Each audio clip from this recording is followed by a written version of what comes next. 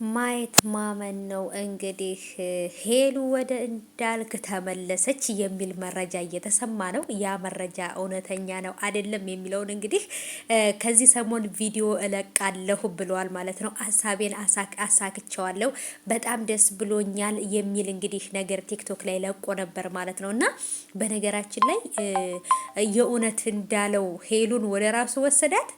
እንዳልክ ይሄን ነገር ካደረገ የእውነት እኔ አደንቀዋለሁ ማለት ነው። በቃ አድናቂ ነኝ እንዳልክዬ ማለት ነው። በእርግጥ ያው ዙራ ዙራ ላንተ እንደምትሆን ግልጽ ነው ማለት ነው ከበፊትም ጀምሮና ሄሉዬና እንዳልክዬ እንግዲህ የተመለሱ ይመስለኛል። ያው ቢመለሱ በእርግጥ ከዚህ በኋላ በፍቅር ምናምን ፍቅረኛ አይነሽ ማሬ ውዴ የሚለው ሳይሆን ከዚህ በኋላ ስራ አብረው ለመስራት ምናምን አብረው የመሆኑና የመስማማት ግንትን ላይ የደረሱ ይመስለኛል። እስቲ ብቻ ግን አላቅም። በእርግጥ ከዚህ በኋላ ሄሉ ፍቅር ምናምን የሚለውን ነገር ከሰው ጋር ትሞክራለች ብዬ አላስብም። በተለይ በፊት ከነበረቻቸው ሪሌሽንሺፕ ጋር ትመለሳለች ብዬ አላስብም። ምክንያቱም በጣም ስለጎዷት ማለት ነውና ብቻ ግን ጠንካራ ናት ሄሉዬ ከማንም በላይ አሁን ላይ ጠንክራ አሁንም ወደ ስራዋ ትመለሳለች ብዬ አስባለሁኝ። እንዳልክም ደግሞ ጠፍቷል፣ 1 ወር ሙሉ ሆኖታል።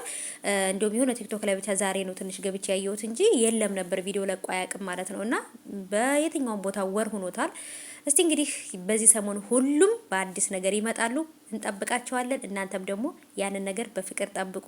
ይህንን ቻናል ሰብስክራይብ አድርጉ፣ ቪዲዮንም ላይክ አድርጉ፣ ሀሳባችሁን ኮሜንት ላይ አስቀምጡልኝ።